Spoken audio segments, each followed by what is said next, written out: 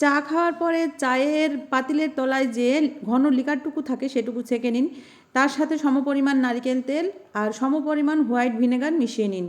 এটা কতটা দামি জিনিস তৈরি হয় আপনি কল্পনাও করতে পারবেন না। এটা আপনার সংসার খরচ বাঁচিয়ে দিবে। এটা খুব ভালো করে মিশিয়ে নেওয়ার পরে এর ভিতরে একটা সুতি কাপড় ভিজিয়ে নেবেন। তারপরে এটা দিয়ে আপনার বাসার কাঠের ফার্নিচার মুছে নেবেন। এটা বার্নিশের মতো কাজ করে, এতটাই চকচকে ঝকঝকে করে দিবে কাঠের ফার্নিচার, আপনি কল্পনাও করতে পারবেন না। এখন একদল মানুষ এসে বলবে যে এতে তেল চিটচিটে হবে ফার্নিচার। একদমই না, কেননা এখানে তেলের সাথে হোয়াইট ভিনেগার মিশানো আছে, তাই তেল চিটচিটে হওয়ার সম্ভাবনাও থাকবে না। আর আপনাদের বাসার কাঠের ফার্নিচার চকচকে ঝকঝকে থাকবে। এটা আপনারা সপ্তাহে 2 দিন ট্রাই করবেন, দেখবেন কোনো দিনও আপনাদের কাঠের ফার্নিচার বার্নিশ করতে হবে না। ভিডিওটি অনেক উপকারী, অবশ্যই ট্রাই করবেন। ঘরে যদি থাকে একটি লাগেজ তাহলে এই কাজটি অবশ্যই করুন। আমাদের বাসায় দেখা যায় কম বেশি সবারই কিন্তু একটি দুটি লাগেজ কিন্তু থাকে। এই লাগেজগুলো আমরা কী করি, আলমারির উপরে উঠিয়ে রাখি অথবা ফ্লোরে যে কোনো এক জায়গায় এটা রেখে দিই। কিন্তু এটা করার আগে অবশ্যই একটি কাজ করুন, পুরনো গেঞ্জি আমাদের বাসায় পড়ে থাকে, সেই পুরনো গেঞ্জি একটি পরিয়ে রাখুন। নাহলে ধুলো বালি আলো বাতাসে কিন্তু লাগেজগুলো পুরনো হয়ে যায় দ্রুত, এবং ধুলো বালি পড়ার কারণে দেখতেও খারাপ হয়ে যায়। পরবর্তীতে আপনি যখন নিয়ে একটু বাইরে যাবেন দেখবেন দেখতে অনেক খারাপ লাগে।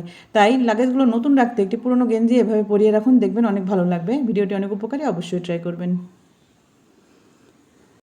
গাছের মধ্যে একটি কয়েন রাখুন, দেখুন কি হয়, পুরো চমকে যাবেন, অবাক হয়ে যাবেন, আপনার সংসারের কাজের কষ্ট কমে যাবে। আমাদের বাসায় যে ইনডোর প্ল্যান্টগুলো আমরা রাখি, কিছু কিছু প্ল্যান্ট আছে যে আমরা পানির ভিতরে রেখে দিই। তো মাঝে মাঝে কী করতে হয়, গাছটা সহ এই পানিটা চেঞ্জ করে দিতে হয়, অর্থাৎ গাছের শেকড়ও সহ ভালো করে আমাদের পরিষ্কার করে পানিটা সহ পরিষ্কার করে আবার নতুন পানি দিতে হয়। তো আমি এভাবে পানিটা চেঞ্জ করে দিলাম এবং এই গাছটাও পরিষ্কার করে ধুয়ে দিয়েছি। এবারে যেটা করবো, একটি কয়েন দিয়ে রাখবো। কয়েন দিয়ে রাখলে যেটা হবে, পানিটা বেশি চেঞ্জ করা লাগবে না, সেক্ষেত্রে কিন্তু আপনার কাজের কষ্ট অনেকটা কমে যাবে। সেক্ষেত্রে আরও একটি জিনিস হবে, গাছটাও কিন্তু দীর্ঘদিন ভালো থাকবে, সতেজ থাকবে। ভিডিওটি অনেক উপকারী, অবশ্যই ট্রাই করবেন। রাতে ঘুমানোর আগে বালিশের নিচে একটা রসুন রাখুন, দেখুন কি হয়, পুরোই চমকে যাবেন, অবাক হয়ে যাবেন। বর্তমানে প্রচুর ঠান্ডা পড়েছে, ঠান্ডা পড়ার কারণেই কিন্তু বাসার বয়স্ক থেকে শুরু করে ছোট বড় সবারই কিন্তু ঠান্ডার সমস্যা হচ্ছে। এর কারণে কাশি, জ্বর, মাথা ব্যথা লেগেই আছে। তো আপনি যদি রাতে ঘুমানোর সময় বা সারা দিনেও আপনারা বালিশের নিচে এরকম রসুন রেখে দেন, তাহলে দেখবেন ঠান্ডাজনিত যে কোনো সমস্যা আর হবে না। আর বাচ্চাদের কিন্তু ঠান্ডা একটু বেশি লাগে, তাই বাচ্চাদের বালিশের নিচে অবশ্যই একটা রসুন না রেখে কয়েক কোয়া রসুন রাখুন, দেখবেন অনেক উপকার পাবেন। বাচ্চাদের ঠান্ডাজনিত যে সমস্যাগুলো, ঠান্ডা লাগা, মাথা ব্যথা, জ্বর, বমি হওয়া, এগুলো কিন্তু আর হবে না। ভিডিওটি অনেক উপকারী, অবশ্যই ট্রাই। অনেকেরই দেখা যায় পায়ের তালুতে প্রচণ্ড পরিমাণে ব্যথা হয়, গোড়ালিতে ব্যথা হয়, আর ব্যথার কারণে হাঁটতেও পারে না, দাঁড়াতেও পারে না, অনেক সমস্যা হয়।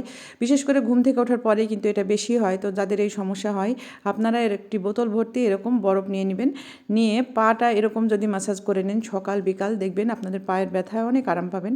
তাছাড়া অবশ্যই কিন্তু ডাক্তারের শরণাপন্ন হবেন, কিন্তু ঘরোয়া চিকিৎসা হিসাবে এটা ট্রাই করবেন, দেখবেন অনেক আরাম পাবেন। ভিডিওটি অনেক উপকারী, অবশ্যই ট্রাই করবেন। ভালো লাগলে বেশি বেশি শেয়ার করে দিবেন, সবাইকে দেখার সুযোগ করে দিবেন।